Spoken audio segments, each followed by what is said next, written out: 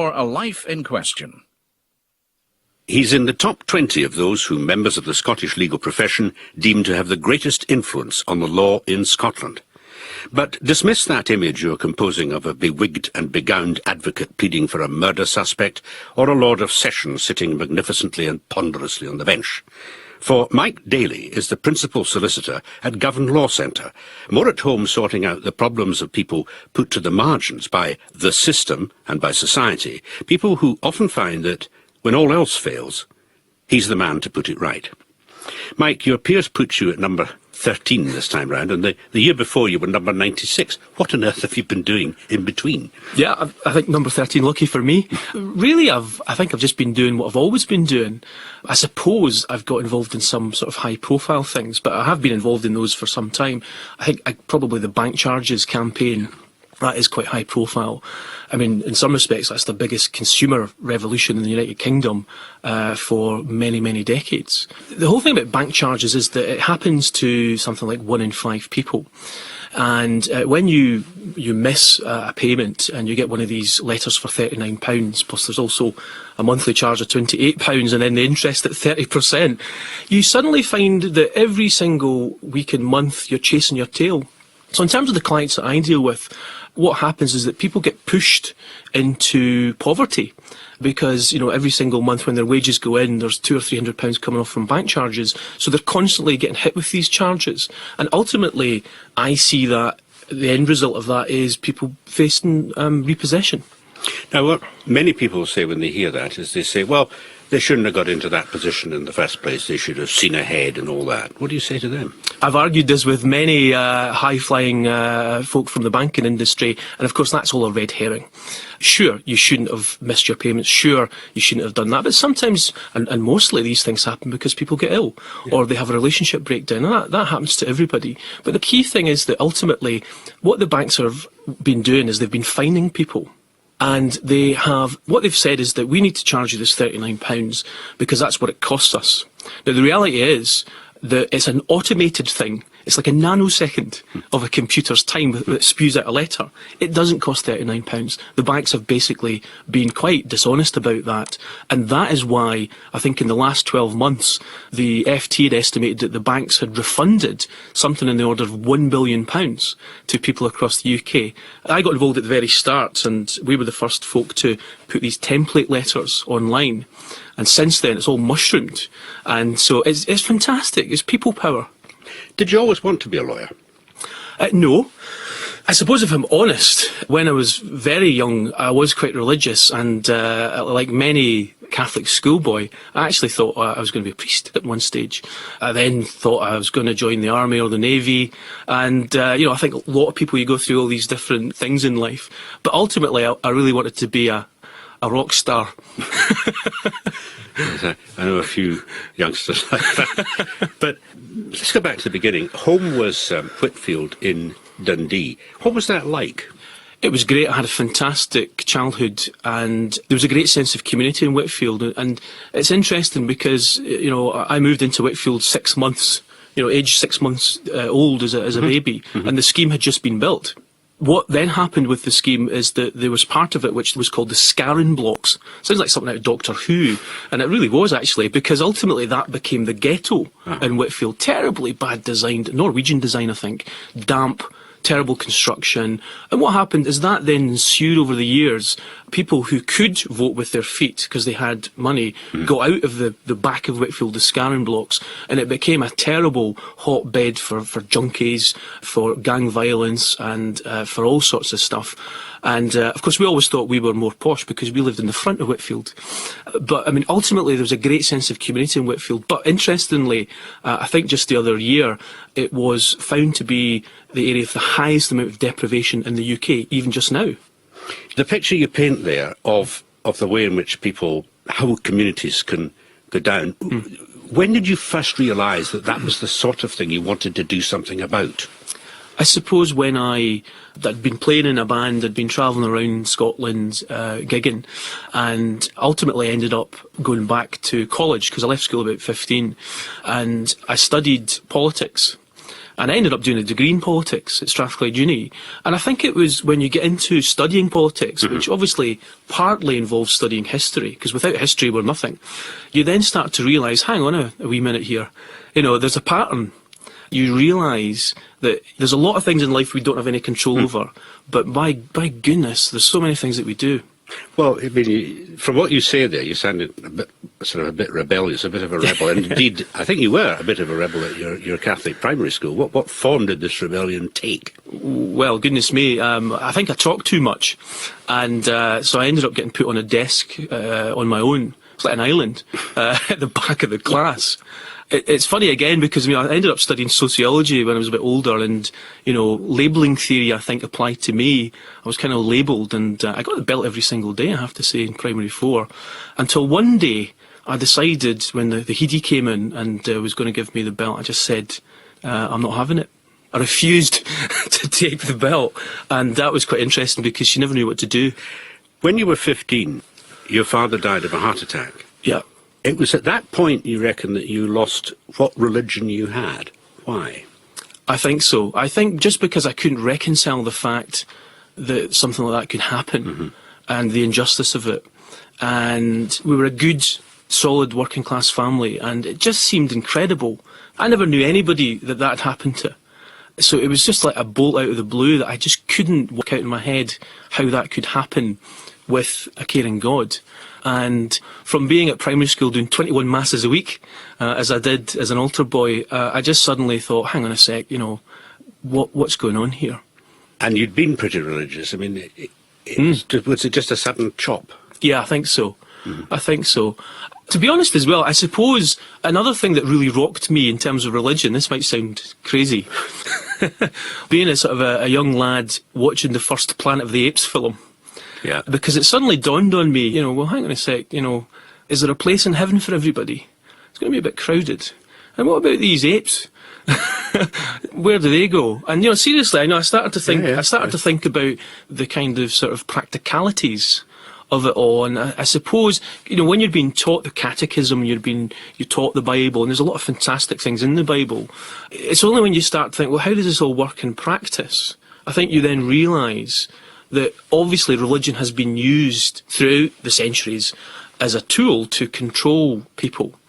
But equally, I'm quite sure in my mind that religion is important because it's a great social fabric that brings people together. And ultimately, if we're talking about, say, Christianity, the principles of Christianity, I think I live up to and admire. So I very much respect the principles of religion, but whether I believe it all as a grown man is another issue. We're going to hear some music now, Mike. What is it and why? We're going to hear Ruby, Don't Take Your Love to Town. It's a version by the Killers, but of course this song was made famous by Kenny Rogers back in the late 60s. And the reason that I've chosen this is because I love how music can capture memories and moments. When you hear something, you can feel things, and your memory just kind of comes into crystal clarity. So this song for me kind of reminds me of my childhood in the 70s, which was very good indeed. So I just like that kind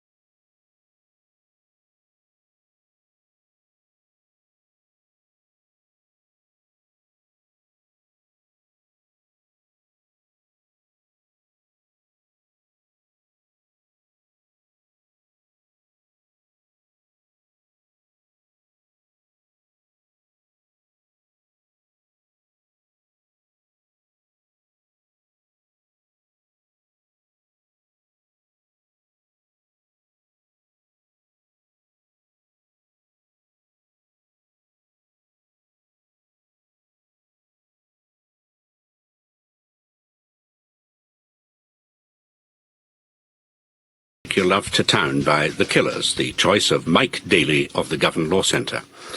You left school at pretty well the earliest opportunity, didn't you? Because you'd been doing much better in secondary school than in primary. What took you away? I wanted to play music. I wanted to be playing in a band. I was playing in a band from an early age, and our band had record company interest. But the way it worked in Dundee, everybody played in each other's bands, and the other band, which I didn't play in, was signed up first. And so my mates went off to London, because we were all originally planning to go to London, but, you know, such is life. How did you feel when you were excluded, in a sense, from the band in which you'd been playing with your mates? I did feel really, really sort of frustrated, because it's difficult to get a big break in music. I was so keen, you know, to basically continue that as a career. I mean, I saw my life in front of me doing that. It just sort of dawned on me that as time went by, well, goodness me, I'm going to have to get into something different. And what was that? I went back to college, and then I thought, I'm going to go to uni. And in some respects, my interest in going to university only really came about because of playing in the band, because I used to meet people, like our drummer was a lot older than us, and we met all these people that were in their kind of mid-late 20s when I was like 16, and they'd all been to university, and they talked about it, and they talked about, for example, meeting people from all over the world. And so that whole thing about university, I thought was incredibly exciting. Well, you did, while you were still at university, I mean, you did some voluntary work at the Castle Milk Law Centre, earning the odd crust thereby. Apart from that, what motivated you to do it? When I was in Dundee, I got involved in SCOLAG, which is a legal journal and a legal group. And so I started off writing articles on things like VAT on fuel. So I got into SCOLAG, and I then realised, being in Dundee at that time, there's no law centres, of course, in Dundee at that time. I came across this law centre creature, and I thought, that's for me, because it seemed to tick all the boxes in terms of what I was interested in terms of social justice. I mean, some people want to be lawyers so they can make a lot of money, and others want to do it because they enjoy particular aspects like court work, or they want to be on the bench. I mean, you decided to eschew that. I mean, why did you decide then to make the law your career, not something else that would allow you to help people? What was so special about the law, and you're apparently being different from many other lawyers? I think the ability of using the law to affect change. On one level, you can do that by a one-to-one, taking on a client, winning a case, changing something. I've also been very interested in doing test case work, so we always get involved in contentious cases, and when you get involved in that, a lot of the times you lose, which is not pleasant, I have to say, as a lawyer. You know, you don't get anywhere in life if you don't take chances, so there's that element.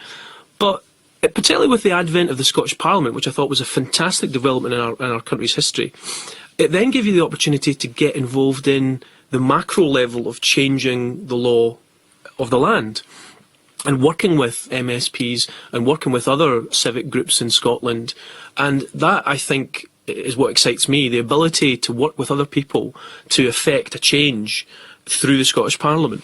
So that's interesting, because, I mean, people might think of you as a sort of lone crusader under the tattered banner of reform, whereas you really see yourself as a team worker with other people outside the law in a sort of holistic way to get it all to happen. Absolutely, because I don't think you could get anywhere without support. You've got to be a team player. I mean, I work very closely with a whole range of organisations. You worked as a trainee lawyer in various offices, including those who catered for the homeless, or adults and children with mental health problems, as well as being in private practice. What did these separate strands of experience teach you? There but for the grace of God go I. Because often I think the media portray people that get into difficulties as reckless or feckless. The reality is, it's nothing of the sort. Most people that get into difficulties and awful, awful situations, you know, that would make you weep, it can happen to anybody. And that's what kind of motivates me, that we need to sort of realise that life is cruel. It can be lovely, it can be wonderful, but, you know, life is not easy.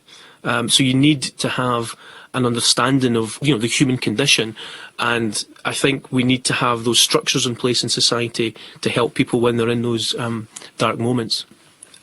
Another thing that I got involved in the late 90s, the pendings and the warrant sales, that was another issue where you had pensioners being pursued for old poll tax arrears, because although they got income support, and they got council tax benefit, it didn't make any payment towards water and sewage. So you had lots of people being chased for £200 to £300, and they were having their goods pinded, which means basically somebody comes in, puts them on a list, it's an offence to move them, and then ultimately you've got the threat of them being taken out of your house in front of your neighbours and sold at a public auction. We have managed to abolish that, but it's that kind of injustice. Why should people be humiliated in that particular way? That's what motivates me. But doesn't it come back to, if they owed it in the first place, why didn't they pay it? I mean, that although it's the injustice, people might put a question mark over that, because they say the injustice would be if they were wrongly accused of doing something and the corporate juggernaut lumbered over them and crushed them when they hadn't done anything of the kind. People say there's no smoke without fire. I'll give you an example. I think the biggest issues in Glasgow and Scotland is the exploitation of Eastern European workers. And one of the biggest issues about that in Glasgow is the treatment of the Roma community. We've got lots of folk in Govan Hill, possibly 2,000 to 3,000 people. Now, I know from my colleagues in social work, typical example, you've got 28 people living in a 3-bedroom house in Govan Hill, 16 children. Social work go in and they discover there's only one person working and the babies are being fed on water with sugar. It's just appalling. Social work in Glasgow are giving out food parcels, it's that bad. How does that all happen? And here's my point. People that want to work are brought over by these gangmasters, these companies. They're exploited. They get £200 a week, they have to pay £100 to live in a slum flat, and they have to pay £50 for the agency work. So that's what gets me. It's like ripping people off, exploiting them, and creating human misery. And we could do something about that, and certainly Govan Law Centre is working with the local community to try and tackle that. But is it more doing something to get the gangmasters brought bang to rights than to help people like the Roma themselves? I mean, if you get right to the nub of it, it's to stop the gangmasters in the first place.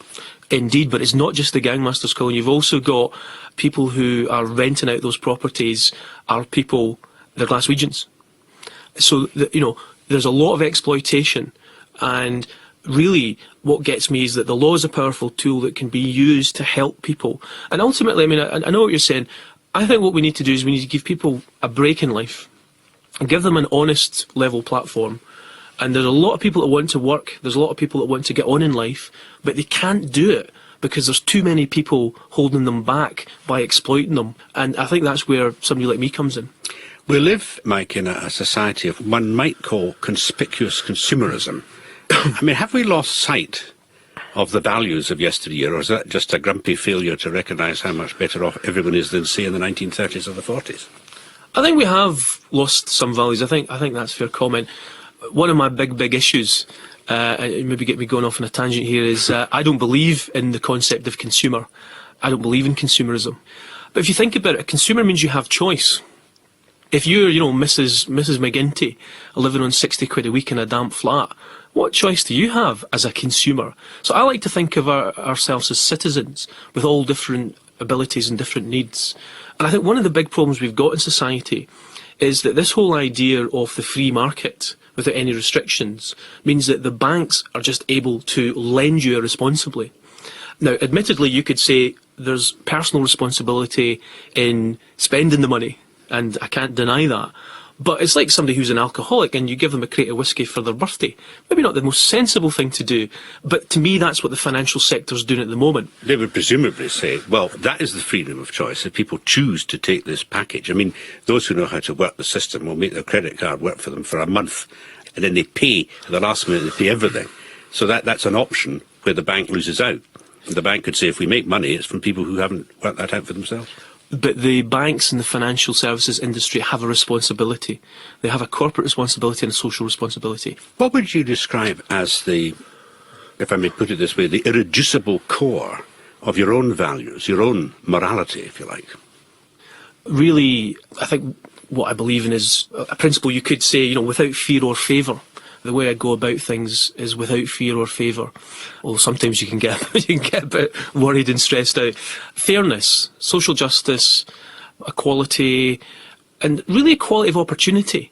Because, what really gets me motivated is that if you're just born and live in a house which is a damp flat in Glasgow, how unfair is that? Your opportunity of life.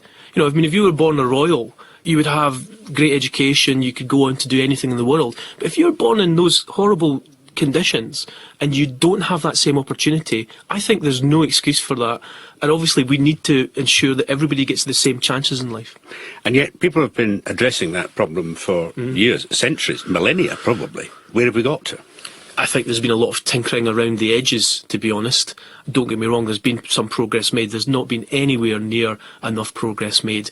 And I, for one, think people need a reality check. Maybe what we should do is to say to politicians, they need to get out there. They need to get out and see what's happening in communities, see the way people are living, see how they're being exploited, instead of being in the ivory towers. Back in your childhood, Mike, you were pigeonholed. I mean, whatever you did as a troublemaker and a rebel and so on, people had a sort of idée fixe that this was Michael Dailly, this is what he was like, he's trouble. What lessons did you learn from that you can apply now? Not to be so stubborn, not to be a lone player. It's a lot to do with self-esteem as well. I mean, if you pigeonhole somebody and you make them feel that they're not of any great value, then they're going to behave like that.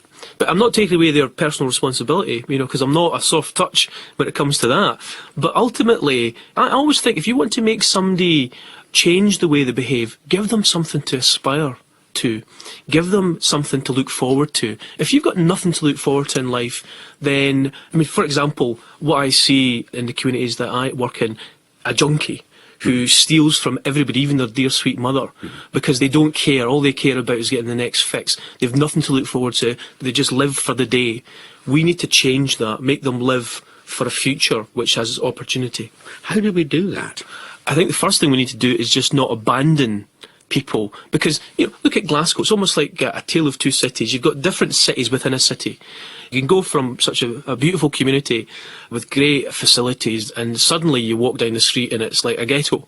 We've got that all over the place, and it seems to me that sometimes maybe people are not too fussed about pushing all the problems into one wee area and just leaving them there.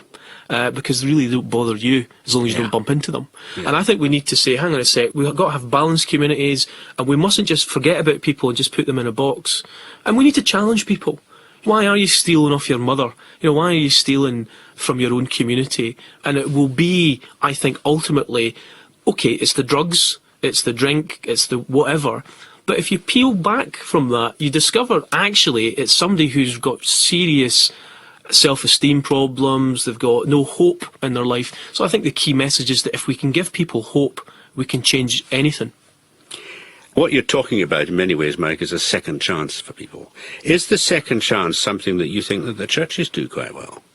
Yes, I do. I think the churches at their core have a belief in redemption.